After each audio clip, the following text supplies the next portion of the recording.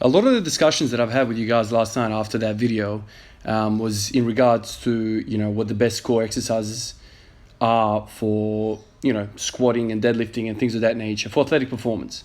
And a lot of you guys have said that, like anti-rotation, anti-flexion, extension exercises like the Pallof press, planks, side planks, all that sort of stuff is the best exercise or the best exercises when it comes to, transferring that, that strength over to the compound lifts, the carryover, as people say. And I agree with that. I've made videos in the past where I've talked about, the awesomeness of a suitcase carry or a suitcase hold, even just any basically loaded carry. I know Dan John. I've read some of his books, and his YouTube channel I sometimes visit as well. He's a big proponent of loaded carries, and rightly so. Like it's very, very good. There's no doubt about it. You guys also mentioned like the dead bug exercise, the cat dog exercise, things of that nature, right?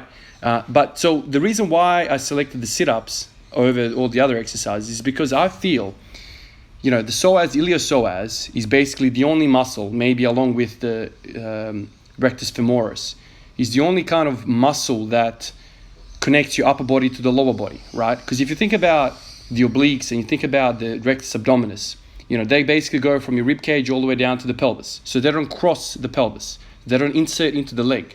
So, it's good for stabilizing your lumbar spine, avoiding it from going into too much of an arch or lordosis. But, the psoas also needs to be trained, right? Because that is the thing that is reversing hip extension. And we know that, agonists can only be as strong as its or their agonists.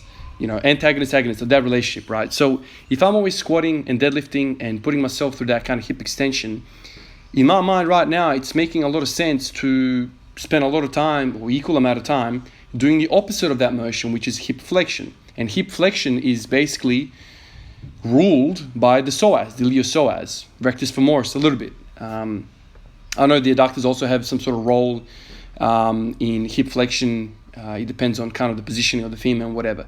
So that was kind of the foundational thinking behind selecting a flexion extension type exercise rather than anti-rotation, or resistance exercise where you're kind of resisting forces and kind of isometrically kind of holding. But no doubt, these other exercises have a place. I remember reading. I bought a book probably a few years ago. I forget the name. I think Vukashansky was one of the authors. I forget the other fellows. Kramer. I'm not familiar with that author, but Vukashansky is one of the grandfathers of sports literature. Russian fella. He came up with a lot of these theories and a lot of this stuff kind of the West uses now.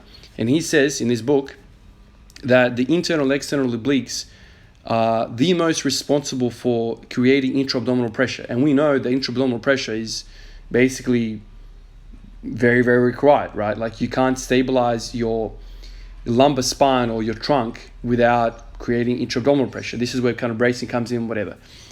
So internal external obliques are crucial. In the book, he also talks about sit-ups. He talks about side bends. He talks about planks and all that sort of stuff. But he also talked about like loaded carries, loading one side and taking it for a walk, that kind of stuff.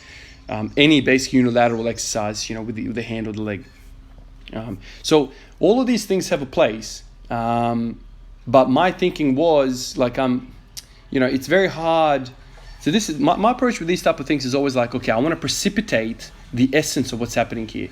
If I just do everything, like at the end of the day, like in 6 months' time, even if I get the results, I won't know exactly what I can attribute this success to. My brain kind of works in this way, man. I'm probably trading in success for knowledge in this sense because I really just want to know what is happening. I can't just do shit and kind of go on with my day. There's always a thirst for knowledge, a thirst for causation. I really want to know. So I'm going to give sit-ups a go. Right now, like I'm feeling really good. Squats are feeling stable. When I unrack the bar, I feel stable. I'm in tune with my core. there's a lot more happening there than just rectus abdominis and the psoas. I feel like I'm sore in your obliques a little bit as well.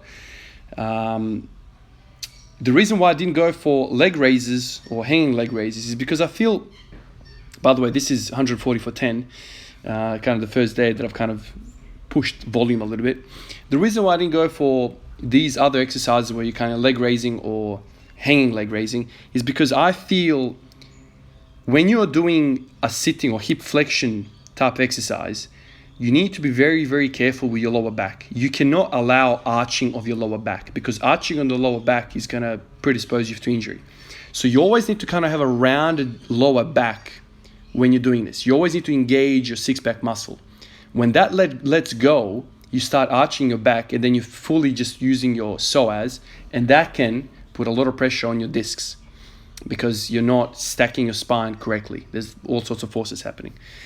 So I feel like if you're looking into, getting back into core exercises, the sit-up is very, very good because it gives you feedback, and you're kind of like, you have proprioception. You have like sensory input from like, wherever your bench or floor, what your spine is doing. If you lower yourself down to the ground and you feel like there is a hole in between the small of your back and the floor, then you know that, it's arching. But if you kind of, as you're going down, you feel like each vertebrae is kind of going in contact with the floor, kind of like one by one, then you know that you are rounding your spine, and that is good. By the way, here you can see that I'm doing upright rows. Now, this exercise for me historically has been like a no-go because it would just hurt my shoulders. My left shoulder will click like crazy every rep. And then, recently I've kind of put a lot of emphasis on my upper back. The front squat has kind of hit the upper back really well. I feel like there's been development in my traps, and my squats has been feeling really good. Also my deadlift. So I've just kind of thought, let me kind of put this isolation exercise in. Tried it, felt good. I'm going to continue doing this for some reason. Like, I'm not going super high there just because of the shoulders. We all kind of have those exercises. You just kind of don't agree with us. This is one for me, although today is feeling good. So I'm going to continue doing it. I think this exercise is probably the best for your trap development in terms of isolation exercises. It's just whether you can do it or not. Shrugs are kind of similar. This is kind of like a shrug with a pull, basically. I basically got this out of watching the Chinese weightlifters in the training halls. I mean, those guys do a lot of upper back work. And if you look at Lu and you look at Tian Tao, and those boys have traps like crazy, man.